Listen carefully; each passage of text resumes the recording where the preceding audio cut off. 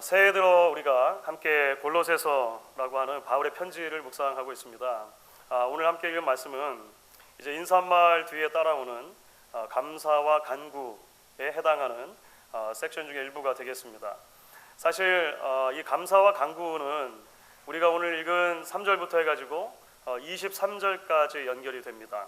바울이 골로새 교회 교인들을 생각하며 그들을 위해서 기도할 때마다 그들 때문에 감사하는 내용이 무엇인가, 그리고 나서 그들을 위해 특별히 바울이 간구하는, 하나님 앞에 구하는 내용이 무엇인가 라고 하는 부분들이 이제 이 말씀 가운데 담겨 있는 것을 보게 됩니다.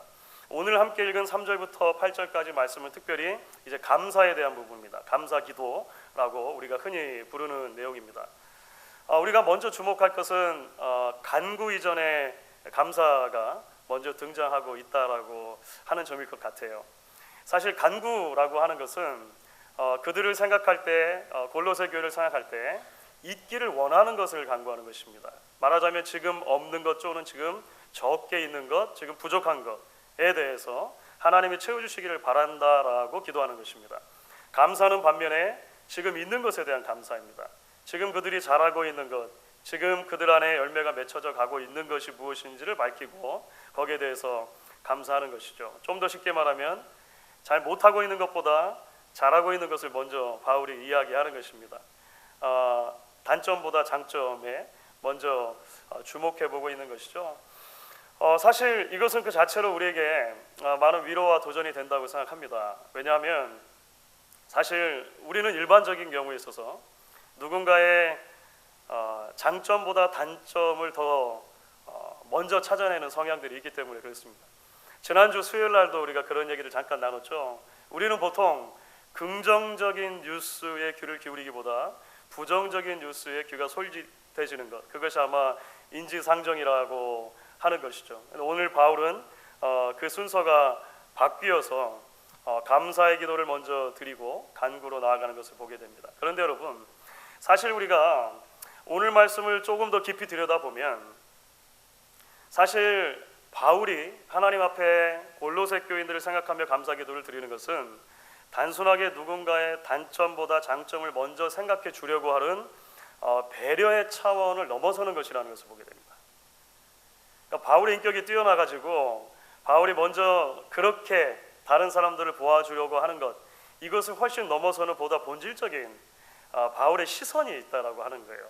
그것이 무엇이냐면 바울은 사실 복음이라고 하는 렌즈 안에서 골로새 교인들을 보고 있는 것입니다. 그 복음이 가져다 줄 변화를 바라보며 기대하며 골로새 교인들을 향해 감사의 기도를 올리고 있다라고 하는 거예요. 자, 이것이 도대체 무슨 의미가 있을까요? 그리고 오늘을 살아가는 우리, 오늘 함께 이렇게 모여서 예배하는 우리들에게 오늘 말씀이 어떤 메시지로 다가오게 되는 것일까요? 그 말씀을 우리가 계속 함께 나누면서 주님 주시는 은혜를 나누면 좋겠습니다. 바울이 골로새 교인들을 생각하면서 하나님 앞에 기도할 때마다 내가 감사한다라고 했을 때 그 감사의 구체적인 제목들이 오늘 말씀 가운데 드러나 있습니다. 그렇죠? 함께 읽어볼 텐데요. 3절부터 5절 전반부까지 말씀입니다. 오늘 3절부터 5절 전반부 말씀을 저와 여러분이 그래서 한번 같이 읽어보도록 하겠습니다. 우리가 너희를 위하여 기도할 때마다 하나님 곧 우리 주 예수 그리스도의 아버지께 감사하노라. 이는 그리스도 예수 안에 있는 너희의 믿음과 모든 성도에 대한 사랑을 들었으며 너희를 위하여 하늘에 쌓아둔 소망으로 말미암음이니. 여러분, 사실 읽는 동안 이게 사실 참 놀라운 이야기죠. 여러분, 바울이 골로새 교회를 생각하며 감사하는 제목을 여러분 어떻게 요약하실 수 있겠습니까? 그들 안에 뭐가 있다는 것이죠? 그들 안에 믿음과 소망과 사랑이 있다는 것입니다. 사실 소망과 사랑이 순서가 바뀌어서 등장하는데요. 믿음과 사랑과 소망, 이렇게 얘기하죠. 우리가 흔히 말하는 신망에 요약하기도 하지 않습니까? 그리스도인들이라면 그 안에 반드시 언제나 끝까지 있어야 할 기독교인의 덕목을 말할 때 우리가 믿음, 소망, 사랑을 이야기하잖아요. 그들 안에, 골로새 교회 안에 그런 믿음과 그런 소망과 그런 사랑이 있었다, 이렇게 이제 바울이 이야기를 하고 있는 것입니다. 게다가 바울이요, 대단히 구체적으로 그들의 믿음, 소망, 사랑을 설명합니다. 오늘 말씀 가운데 그냥 지나가는 말이 아니고 아주 구체적으로 설명을 해요. 그들의 믿음은 어떤 종류의 믿음입니까? 그들의 믿음은 그리스도 예수 안에 있는 믿음, 이렇게 설명됐죠. 이 말은 사실 그리스도 예수를 믿는 믿음, 이렇게 이야기할 수 있습니다. Faith in Jesus Christ라고 하는 표현은 관용적인 표현이죠. 예수를 믿었다는 것입니다. 다시 말하면 그들에게는 예수를 제대로 믿는 믿음이 있었다라고 이렇게 요약할 수 있을 것 같아요. 이들에게 있었던 사랑은 어떤 사람입니까? 모든 성도를 향한 사랑입니다. 편애하거나 나누거나 차별하지 않고 모든 성도들을 서로 사랑하는 마음이 있었다라고 바울이 이야기하는 거예요. 그러니까 예수님처럼 사랑한 거죠. 예수님처럼. 그들에게 있었던 소망은 어떤 소망이라고 되어 있었죠? 네, 하늘에 쌓아둔 소망, 이렇게 말했어요. 이것은 내가 비록 이 땅에 발을 딛고 살아가지만 영원한 시민권이 하늘에 있는 천국 백성이다라고 하는 것을 믿지 않으면 가질 수 없는 소망입니다. 하나님 나라 백성에게 기대되는 참된 소망이 사실 이들에게 있었다는 거예요. 그럼 어떻습니까? 참 멋지지 않습니까? 우리가 이 땅을 살면서 늘 보기 원하는 교회 모습, 이런 교회 아닙니까? 제대로 믿는 교회, 진짜로 사랑하는 교회, 천국 소망 가운데 흔들리지 않는 교회. 그렇죠. 우리 교회가 그런 믿음과 그런 소망과 그런 사랑이 있다면 여러분 얼마나 좋겠습니까? 그 믿음과 소망과 사랑이 있어서 주변에 좋은 소문들이 퍼져나가게 되고 사람들에게 칭찬받는 교회가 될 수 있다면 얼마나 좋겠습니까? 그렇죠. 그런데 여러분, 여기에 반전이 하나가 있습니다. 그 반전은 뭐냐면, 사실 바울의 감사 기도에 드러난 골로새 교회의 모습과 이후의 편지에서 우리가 더 깊이 발견하게 되는 골로새 교회의 실제 모습은 괴리가 좀 있다는 거예요. 차이가 사실 좀 있다는 것입니다. 여러분, 지난주 말씀 기억하십니까? 지난주 말씀을 여러분 되짚어 가다 보면 골로새 교회를 우리가 한마디로, 한 문장으로 어떻게 요약할 수 있었죠? 골로새 교회는 쇠락해가는 도시 안에 있는 문제 많은 교회였습니다. 사실 골로새서를 읽다 보면 이런 내용들이 우리에게 등장한다는 거예요. 우선은 골로새라고 하는 지역이 쇠락해가는 지역이었습니다. 주변에 라오디게아와 히에라볼리아라고 하는 거대한 도시들이 정치 또는 상업의 도시로 이렇게 성장해가면서 골로새는 쇠락해가는 도시였어요. 게다가 이 골로새 교회는 문제가 있는 교회였다라고 하는 것입니다. 골로새서 전체를 통해 보면 그런 내용들이 나와요. 실제 골로새의 모습은 어땠습니까? 그들 안에 거짓 선생들이 들어와 가지고요, 잘못된 가르침을 줘서 예수 그리스도만을 믿는 믿음이 사실 좀 흔들리는 상태였습니다. 그렇죠. 그렇지 않으면 바울이 편지를 쓸 리가 없죠. 실제 그들의 모습은요, 성도들 안에 싸움도 있고 다툼도 있고 분쟁도 있고 문제도 있는 교회였습니다.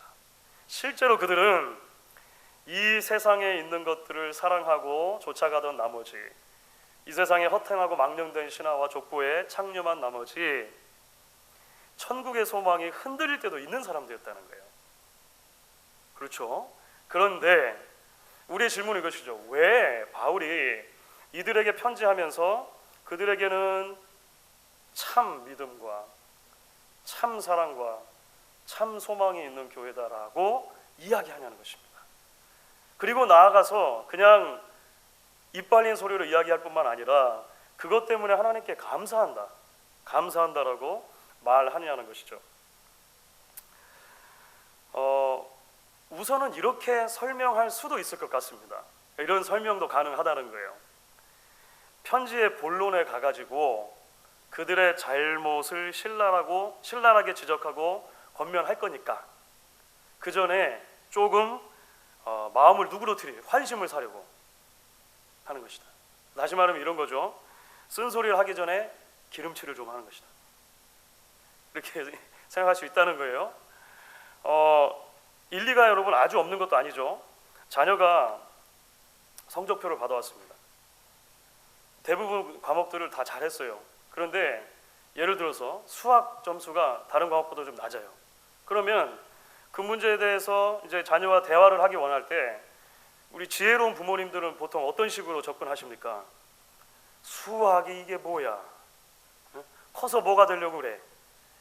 묻고 따지지도 않고 이렇게 접근하는 것보다는, 그렇죠? 이렇게 접근하는 것보다 잘한 것을 칭찬해주고, 그렇죠? 그리고 나서 이제 얘기를 해보는 것이죠. 아유, 이번에 수고 참 많았네. 전반적으로 참 잘했네. 그런데 수학에 좀 점수가 덜 나온 것 같은데 혹시 무슨 일이 있었니? 혹시 실수를 했니? 아니면 준비를 잘 못했니? 몸이 안 좋았니? 아빠 엄마가 어떻게 좋아졌겠니? 뭐 이런 거 있지 않습니까? 우리 목양교회 성도님들은 다들 그렇게 자녀들을 키워 오셨고, 키우고 계시고 앞으로 그렇게 키우실 거잖아요. 별로 아멘이 없으시고 여러분, 제가 이거 왜 말씀드리냐면요, 이 실제로 고대에 일반적으로 사용되는 편지 양식 중에 그런 내용이 있기 때문에 그래요. 사실 바울의 편지는 당시에 헬라 문화권에서 사용되던 편지의 그 형식을 사실 거의 형식적으로는 거의 그대로 따릅니다. 앞에 받는 사람과 보내는 사람을 밝히는 인사말이 나오고 나면 헬라 문화권의 편지에 반드시 따라오는 부분이 감사와 간구라고 하는 내용이 나옵니다. 특별히 감사라고 하는 부분에서는요, 편지를 받는 사람의 좋은 덕목을 많이 칭찬하는 거예요. 그러면서 그들이 섬기는 신에게 그것 때문에 감사한다라고 하는 내용을 계속 담고 있는 겁니다. 예를 들어 이런 거죠. 나는 당신의 인내와 용기로 인해 아폴로 신을 찬양합니다. 뭐 이런 거 있지 않습니까? 나는 당신의 아름다움과 선함으로 인해 아프로디데 신에게 늘 감사합니다. 뭐 이런 거 있잖아요. 이런 이제 내용들이 있는 편지들이 많이 발견이 되는 거예요. 그런데 여러분, 그 신약학자들이 입을 모아서 말하는 게 있습니다. 이런 표현들은 사실은 그 당시에 관용적으로 사용하던 대개의 경우에 있어서는 입에 발린 소리라고. 특별히 편지의 몸말, 편지의 본론에서 이야기하고 싶은 내용을 가지고 미리 사람들의 마음에 환심을 사려고 하는 의도가 대단히 많았다는 거예요. 예를 들어 꾸짖음이 필요하다든지 아니면 특별한 부탁이 필요하다든지 하면 이 부분이 막 늘어나요. 칭찬이 더 많아지는 거예요. 그래가지고 마음을 누그러뜨려 놓고 진짜 부탁하고 싶은 말 또는 하고 싶은 쓴소리를 본론에서 했다는 것입니다. 자, 여러분 어떻습니까? 바울이 그랬을까요? 바울은 그런 것 같지 않아요. 그래서 신약을 연구한 학자들은 바울이 형식적으로는 당시의 편지 쓰기 양식을 차용하되 그 내용과 의미에 있어서는 기독교적인 의미로 복음 안에서 의미를 완전히 바꿔냈다라고 설명하는 이유가 거기 있습니다. 바울이 골로새 교회 성도들에게 편지를 보내면서 그들의 믿음과 소망과 사랑 때문에 감사하다고 말하는 것은요, 그냥 입에 발린 소리가 아닙니다. 그렇죠. 쓴소리 하기 전에 마음의 긴장을 좀 풀어주려고 하는 것도 아니고요, 특별한 부탁이 있기 때문에 환심을 살려고 하는 것도 아닙니다. 서론에서 말씀드린 것처럼 바울이 이렇게 성도들을 향해서 기도하며 성도들 위해 기도하면서 감사하는 이유는요, 복음 안에서 그들을 봤기 때문에 그렇습니다. 복음이라고 하는 큰 렌즈를 가지고 교회를 본 거예요. 성도들을 본 거예요. 그래서 이런 기도가 가능했다는 것입니다. 자, 여러분 4절부터 6절을 제가 읽어볼 텐데요, 4절부터 6절을 조금 더 이해를 돕기 위해서, 이게 사실 좀 구문적으로 어려워가지고요, 사실 새 번역도 아주 쉬운 건 아닌데 제가 새 번역이라고 번역된 조금 현대적인 언어로 번역된 성경을 한번 읽어보겠습니다. 오늘 본문의 4절부터 6절까지 여러분 한번 같이 따라오시면서 눈으로 읽으시고 제가 한번 읽겠습니다.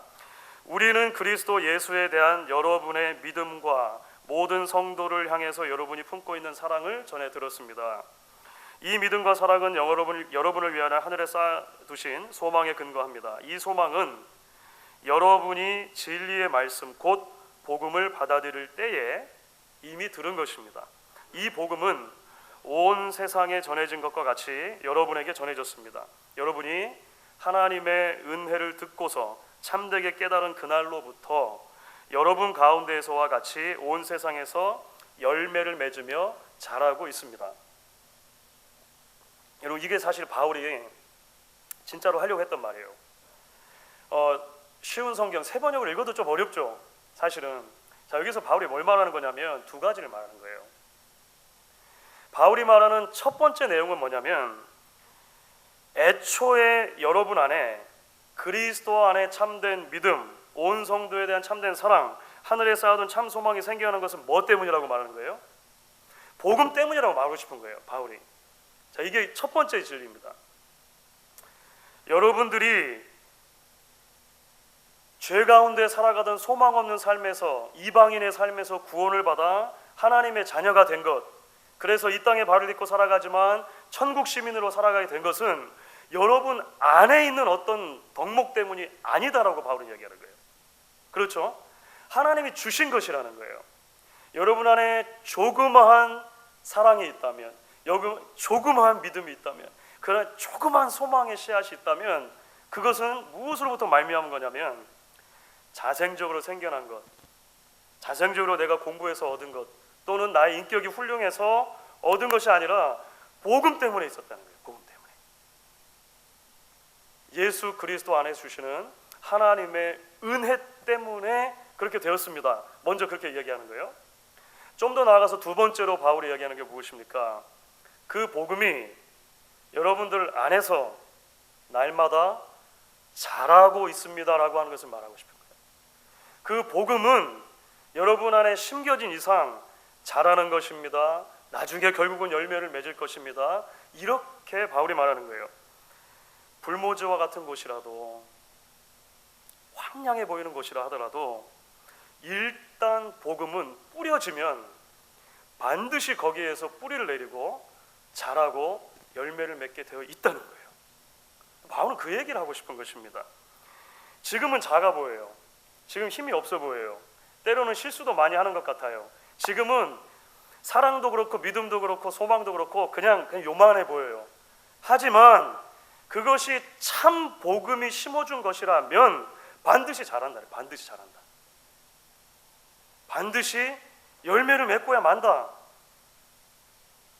하나님의 나라를 위해서 분명히 하나님은 그것을 거둘 것이다 라고 하는 이 종말론적인 복음의 성취라고 하는 거대한 그림 안에서 바울은 골로새 교회를 보는 거예요. 그러니까 이것은 예수님께서 가르쳐 주신 하나님 나라의 비유와 크게 다르지 않죠.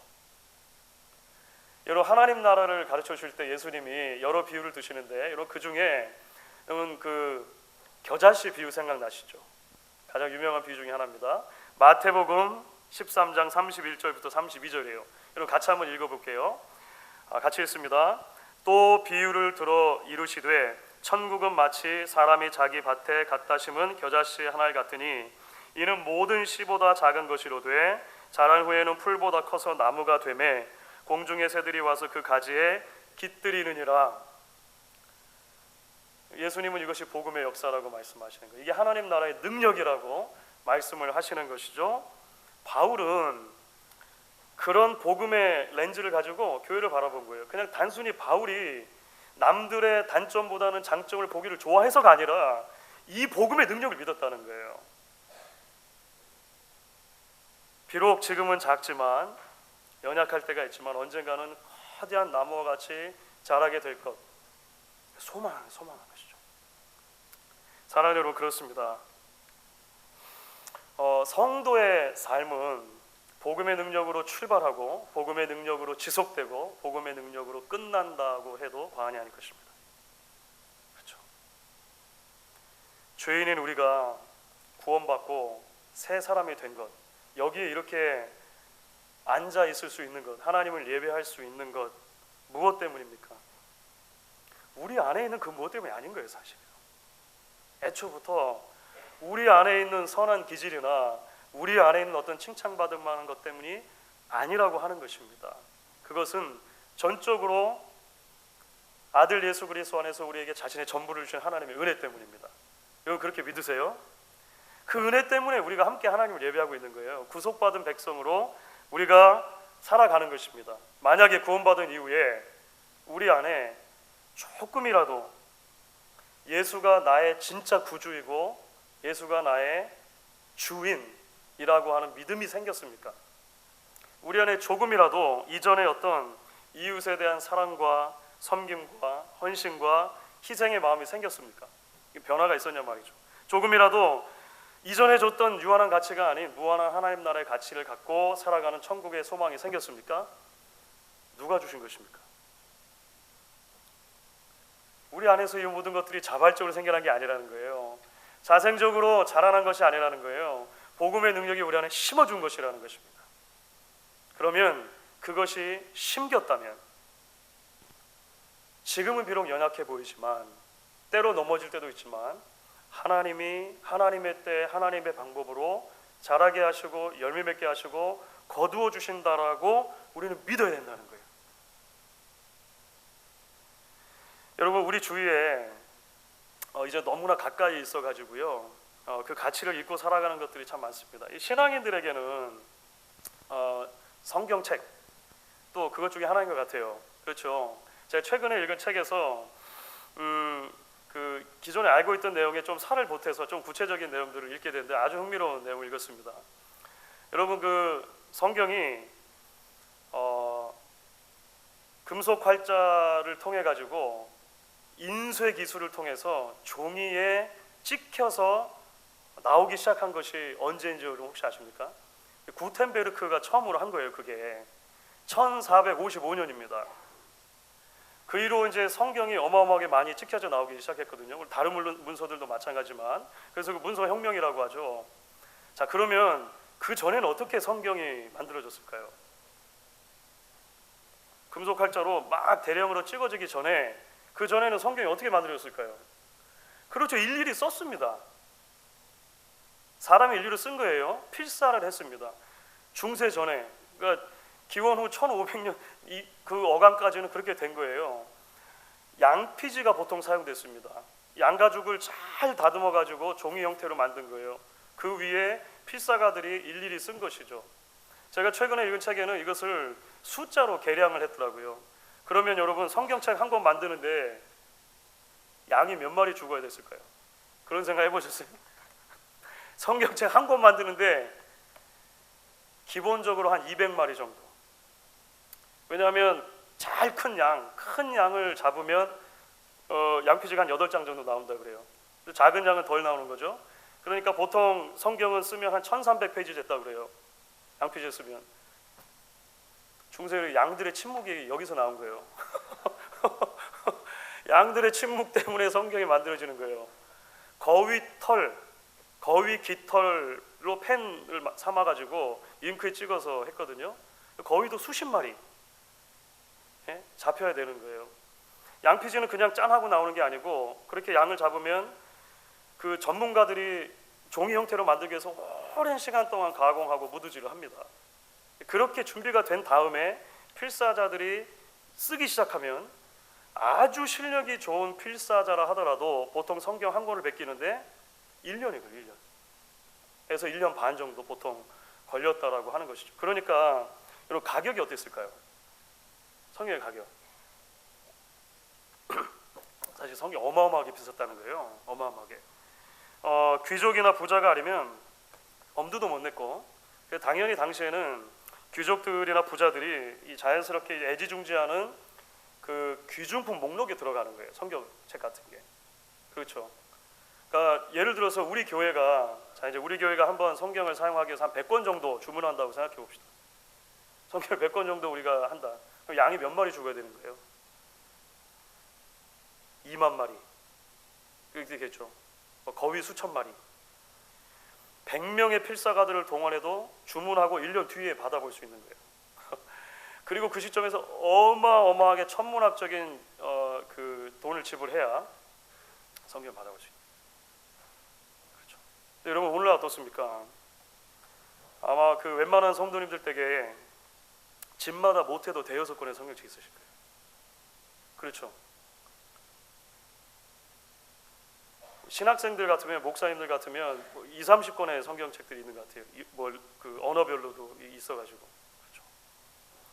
미국 교회들 중에는 아예 예배당에 성경을 비치하는 교회들도 대단히 많습니다. 저희 교회도 영어 성경 비치가 되어 있죠.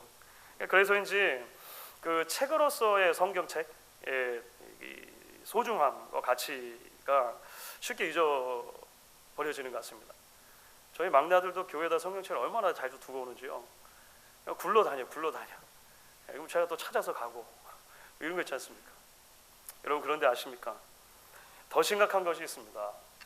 더 심각한 것은 성경책 자체보다도 그 안에 담겨 있는 복음, 진리에 대해서 냉대하고 무관심한 것입니다.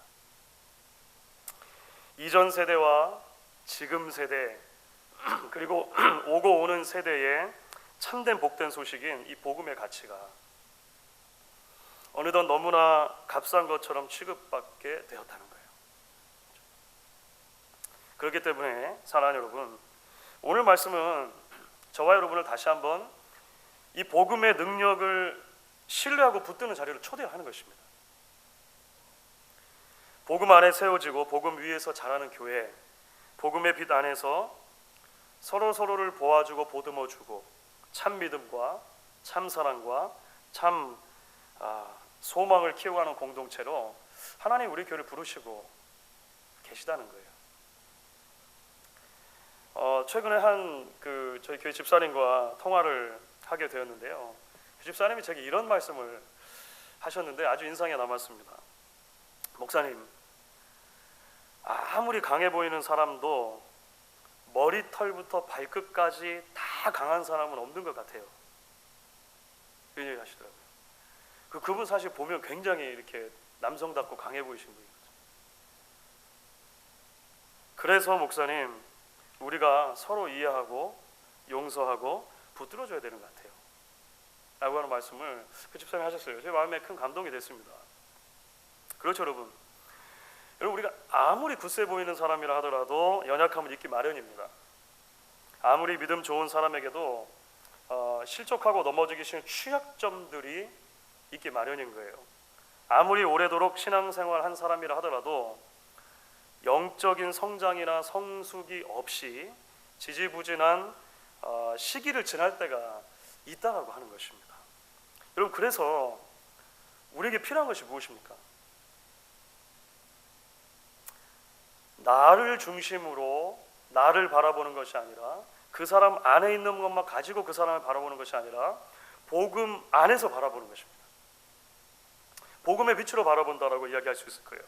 복음의 능력을 붙들고 기억하고 그 복음의 빛 안에서 나를 바라보고 형제자매를 바라보고 이웃을, 교회를 바라보는 훈련들이 우리에게 계속해서 필요하다는 것입니다. 여러분, 그런 면에서 저는 오늘 이제 바울이 그 감사기도 말미에 한 사람을 언급하는 대목에 눈이 갑니다. 그 사람이 누구냐면 에바브라예요. 에바브라. 그렇죠. 오늘 7절과 8절 말씀을 보면 바울이 그 에바브라를 이야기하면서 이제 이렇게 이야기를 하는데요. 같이 한번 7절 8절 말씀 읽어볼게요. 같이 읽습니다. 이와 같이 우리와 함께 종된 사랑하는 에바브라에게 너희가 배웠나니 그는 너희를 위한 그리스도의 신실한 일꾼이요 성령 안에서 너희 사랑을 우리에게 알린 자니라. 여러분, 사실 참 아이러니한데요. 바울은 골로새 교회를 방문한 적이 사실 한 번도 없습니다. 골로새 지역에 교회가 세워진 것은 누구 때문입니까? 에바브라 때문입니다. 바울에게 복음을 듣고 변화되었던 이 에바브라가 복음의 뜨거운 심장을 가지고 자신의 고향 땅 골로새로 돌아가서 복음을 전한 거예요.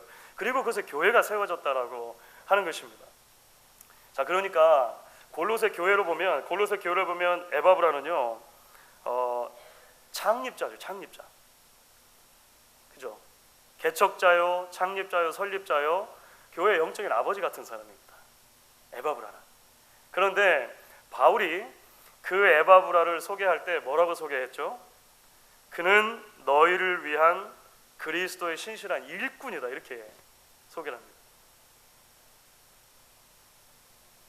적어도 에바브라는 설립자라고 해가지고 대우받으려고 하지 않았던 것 같아요. 뒷짐지고 애헴하고 있지 않았던 것 같아요. 성도들을 위해서 오히려 종이 되는 것을 주저하지 않았던 사람이 에바브라였습니다. 그리스도의 일꾼이 되어서 그들을 섬기는 것을 기뻐했고요. 바울에게 그들을 자랑했습니다. 바울이 골로새 교회 성도들에 대한 믿음과 사랑과 소망에 대한 이야기를 알게 된 것은 직접 본 것이 아니라 에바브를 통해 들은 것입니다. 감옥에서 들은 거예요. 에바브라는 그 누구보다도 골로새 교회의 형편을 잘 알고 있는 사람이죠. 그래서 사실은 여러 문제를 가지고 와서 바울과 함께 나눕니다. 그러나 에바브라는 그 모든 것들을 할 때 복음 안에서 바라보는 거예요. 내가 그를 통해 너희들의 사랑의 이야기를 전해 들었다. 바울이 이렇게 얘기하죠. 에바브라는 그런 사람이었다는 것입니다. 여러분, 그 성경에는 에바브라가 직접 한 말이 한마디도 기록되지 않습니다. 그렇죠? 우리 바울을 통해서 에바브라를 듣고 알게 된 것뿐이에요. 그런데 우리가 분명 알 수 있는 것은 무엇입니까? 에바브라는 복음의 사람이에요. 복음의 사람. 그렇죠? 복음으로 변화되었고 복음으로 살았고 그 복음으로 그 시대를 보았고 자신이 섬기고 있는 교회를 보았던 사람이 에바브라라고 하는 것이죠. 빌립보서의 말씀을 빌리자면 그들 안에 착한 일을 시작하신 이가 그리스도 예수의 날까지 이루실 것을 확신했던 사람, 그런 사람이었다라고 하는 것입니다. 그리고 복음에 붙들린 그 한 사람의 변화와 수고와 섬김과 헌신이 결국 골로새 교회 안에 살아있는 복음의 역사를 일으킨 원동력이 되었다라고 그렇게 저는 믿습니다. 여러분, 말씀을 마무리하도록 하겠습니다. 사랑하는 여러분, 저는 오늘 하나님께서 함께 모여 예배하는 저와 여러분, 우리 한 사람 한 사람을 그런 한 사람으로 부르고 계시다라고 믿습니다. 이 한 해 복음에 붙들린 사람, 복음을 붙드는 사람으로 서는 저와 여러분 될 수 있기를 바랍니다. 그런 여러분을 통해서, 그런 우리를 통해서 복음 위에 서는 교회, 복음 위에서 건강하게 자라는 교회, 우리 목양교회가 되어질 수 있기를 주의 이름으로 간절히 축원하겠습니다.